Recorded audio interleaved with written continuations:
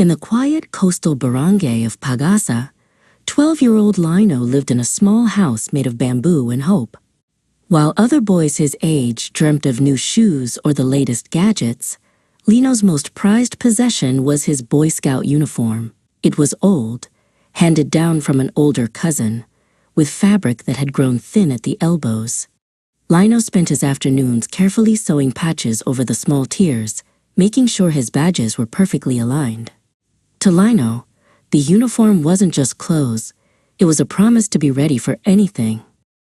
Every morning, before the fishing boats returned to the shore, Lino stood by the sea and recited the scout oath. "On my honor, I will do my best," he whispered, his voice steady against the crashing waves. He lived by the 12 points of the scout law, as if they were the stars guiding a navigator.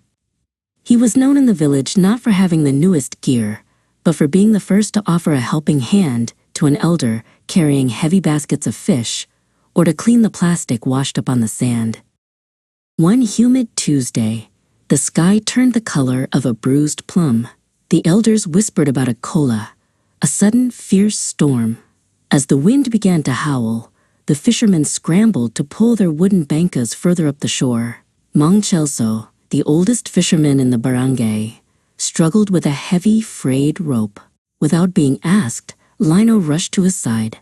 Together, they leaned against the wind, their feet sinking into the wet sand as they hauled the heavy boat toward the safety of the coconut trees. As the rain began to lash down in silver sheets, the barangay captain ordered everyone to the elementary school on the hill. The hall was crowded and noisy with the sounds of crying babies and whistling wind. Lino found his younger sister, Tala, shivering in a corner. He didn't have a jacket to give her, but he knew how to be calm. He sat beside her, sharing his one dry blanket and telling her stories of brave explorers who navigated through even bigger storms. Suddenly, a cry went up near the entrance. "Mateo is gone!" a woman shrieked. Mateo was a small, adventurous boy who had slipped away to find his lost puppy just before the gates were locked. The rain was now a torrential downpour, and the creek at the edge of the village was rising rapidly. The adults hesitated, looking at the darkness. Lino felt a surge of fear, but he remembered his training. A scout is brave. He grabbed his sturdy flashlight and a coil of rope from his emergency bag. Lino waded through the ankle-deep water, the beam of his flashlight cutting through the gloom. He found Mateo clinging to a sturdy mangrove root near the edge of the rushing creek. The boy was terrified, and the puppy was tucked inside his shirt. The ground between them was slippery and unstable. "Stay still, Mateo," Lino shouted over the roar of the water. He knew he couldn't just walk across. He needed to create a bridge of safety. Lino looked for a solid anchor point. He found a thick coconut palm and quickly wrapped his rope around it. His fingers moved with practiced grace, tying a perfect bowline knot, the king of knots that never slips. He secured the other end to his own waist and leaned into the current. His heart hammered against his ribs like a trapped bird, but his hands remained steady. He moved slowly, testing every step on the muddy ground until he reached the frightened boy. "Hold on to my belt, Mateo," Lino commanded.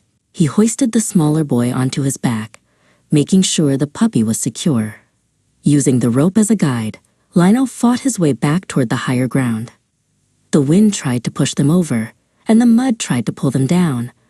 But Lino's legs were strong from years of walking the coastal trails. Step by agonizing step, he carried the boy and the dog back toward the light of the schoolhouse. The next morning, the sun broke through the clouds, painting the world in gold.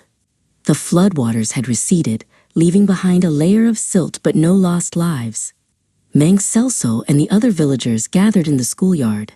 Mang Celso stepped forward and placed a heavy hand on Lino's shoulder.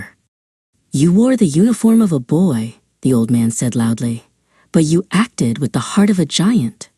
The villagers cheered, their voices echoing across the bay.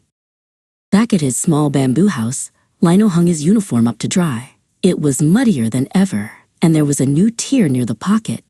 He looked at his reflection in a small, cracked mirror. He realized that the strength of a scout didn't come from the crispness of the fabric or the shine of a buckle.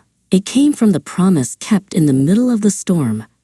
Lino picked up his needle and thread, ready to sew another patch on the uniform of a boy who had mastered the brave trail.